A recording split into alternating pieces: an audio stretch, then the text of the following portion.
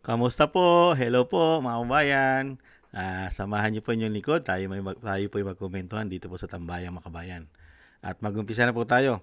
Komentuhan po natin ang impeachment na fishing expedition at pagwawaldas ng pera ng bayan di umano. At dito po ay tinanong po ni Senator Lacson. Ito pong si Attorney Wamil. Ito pong COA auditor, mga kababayan. Lalo-lalo po dito po sa sinasabing mga informant na ginamit po ng Vice President sa kanya po mga intel and confidential fund. Ito po mga kababayan, pabuksan nyo na lahat. Buksan nyo na kahit bawal sa batas at confidential, buksan nyo na. Ganyan naman po kayo, fishing expedition at sanay na sanay po kayo sa bendalo.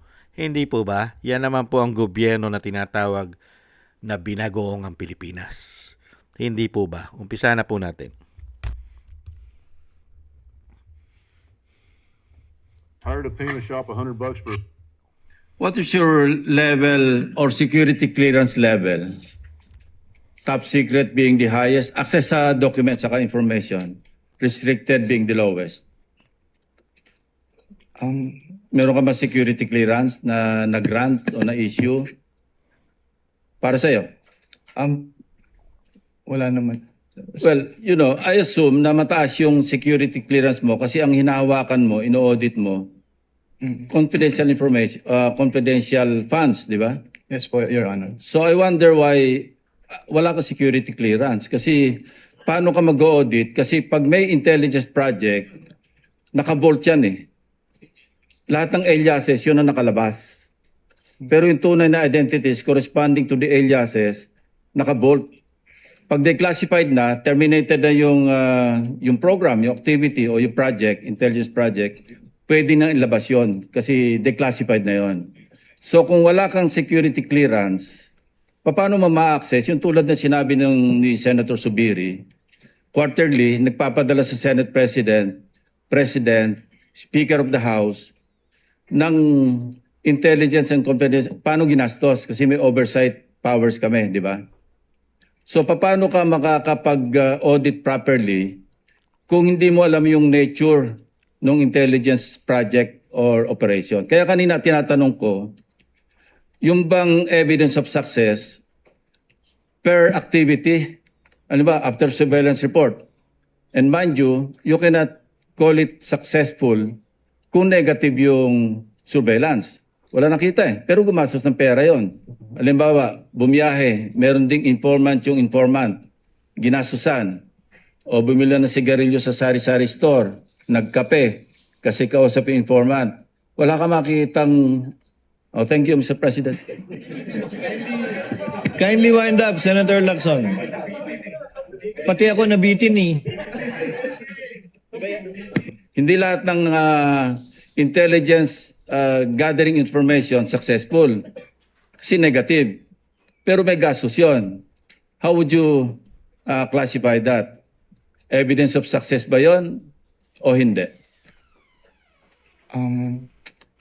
These are practical questions ha. Kasi galing ako dyan eh. Kaya alam ko yung kalakaran. Opo.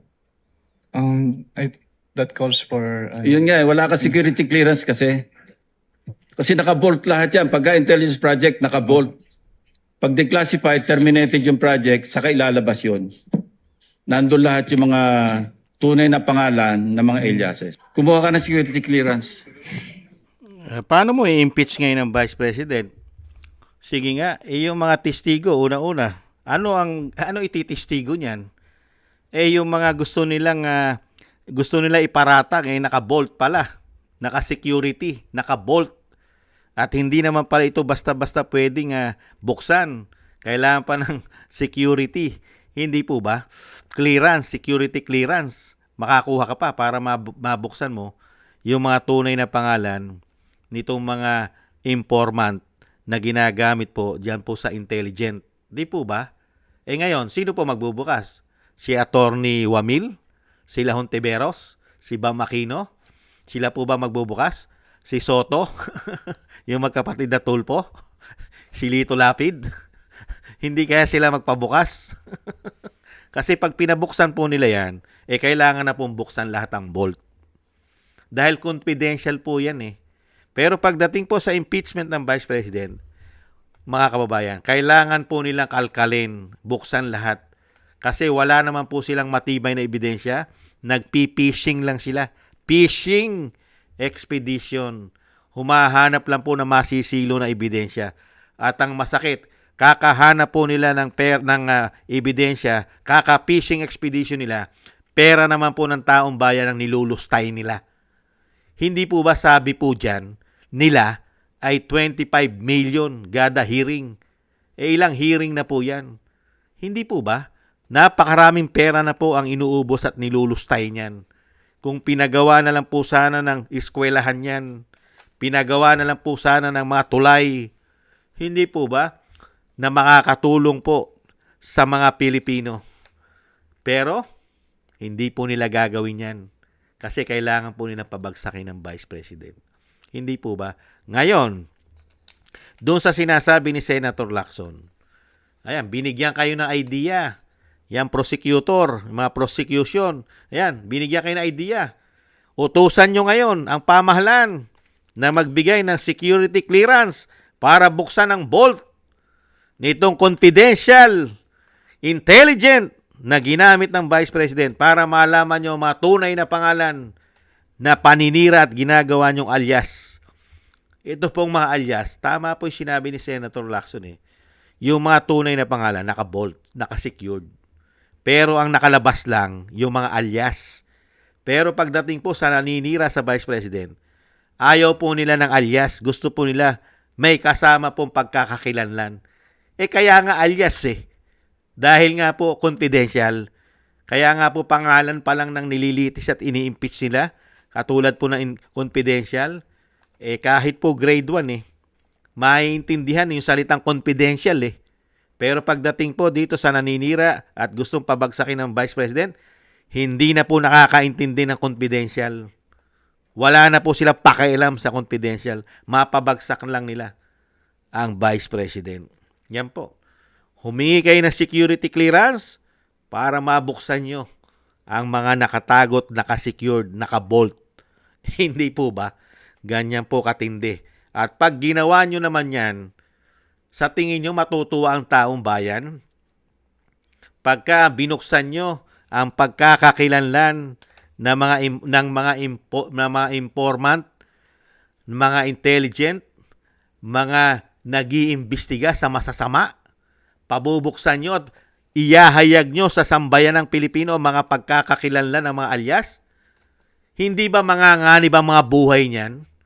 At yan naman ang gustong-gusto ng mga makakaliwa. Malaman nila kung sino nagte-trador sa kanila. Hindi po ba nagte-trador sa kanila? Dahil nga po yung sinasabi ni Lacson, mga kababayan, yung informant, meron pang informant yan. Meron pang informant yan. At pwede rin maging successful. Pwede rin hindi. Pero tuloy-tuloy ang gastos dyan. Lahat ng pangangailangan ng mga informant, binibigay yan. At yung mga ginagamit ng mga informant, na mga agent pa nila, at dami-dami po yan hanggang makapasok ka rin sa pinaka-target, ginagastusan po yan. Hindi po ba? Hindi po katulad nung iba. Yung iba po kasi mga politiko, yan po ang matitindi. Mga kababayan, yung mga pera po na nawawala't ninanakaw sa taong bayan, mga buwis natin, hindi po sa informant napupunta. Napupunta po sa kanila. Na ilalagay pa sa maleta. Ganyan naman po ang pagkakaiba. At ang matindi, wala pong naibibigay sa atin itong mga magnanakaw na ito. Mga kababayan, sila pa ang malaki kumuha ng pera. Di po ba? Grabe. Sila pa malakas magnakaw. Dapat gamitan po ng informant yan yung mga politiko, para po matuklasan at malaman po talaga kung gaano karami ang mga ninanakaw ng mga demonyong yan. Di umano. Yan po mga kababayan, malinaw na malinaw po. Ito pong kinukuha po nila at pinipilit po nilang maging masama at kurap Ang Vice President, dahil nga po pababagsakin nila at fishing expedition, wala pong kalatoy-latoy. Sayang lang. Itong mga tao na ito, itong mga politiko na ito. Mga kababayan, tandaan nyo po mga pagmumuka ng mga taong yan. Hindi po nagbigay sa atin. Hindi po naglingkod yan sa taong bayan. Ang pinaglilingkuran po ng karamihan dyan ay ang Malacanang para po proteksyonan at i-cover up ang mga pagnanakaw sa ating bansa, di umano. Real talk. Hindi po ba? Maraming salamat po mga kababayan. Thank you po sa inyo at ingat-ingat po kayo. Maraming salamat po sa nagusto po natin Tambayang Makabayan sa YouTube at TikTok. At ganun din po sa ating po mga subscribers at patuloy po nagsusubscribe. Shoutout po sa inyo lahat. At sa inyo po mga nagko-comment, like, share, and subscribe. Thank you rin po. Shoutout po sa inyo lahat. At maraming salamat din po sa nagbibigay po ng tulong at biyaya. Shoutout po kay Eric Hershaw from Canada.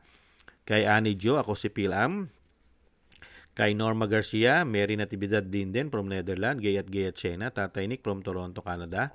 Jesus Valdipena, Rolando Guerrero, Mila Yi, Felipe Shapno from Texas, USA. Ma'am LB Sermani from North Miami, Florida, USA. Mika Ligaspi, Frank Zamora from California, USA. Romulo Di Vinagracia from Bacolod City. Kingston from Hong Kong. Jake Yahut from California, USA. Gina Ray from Berlin, Germany. Julieta Silona from Sydney, Australia. At Baby Roman Ate Isa from Cagayan Valley. Thank you po. Shoutout po sa inyo lahat. Ingat-ingat po kayo at God bless po sa inyong lahat. Muli po, tiis-tiis lang po tayo mga kabayan at doble ingat po kayo. Maraming salamat po sa muli. Bye-bye.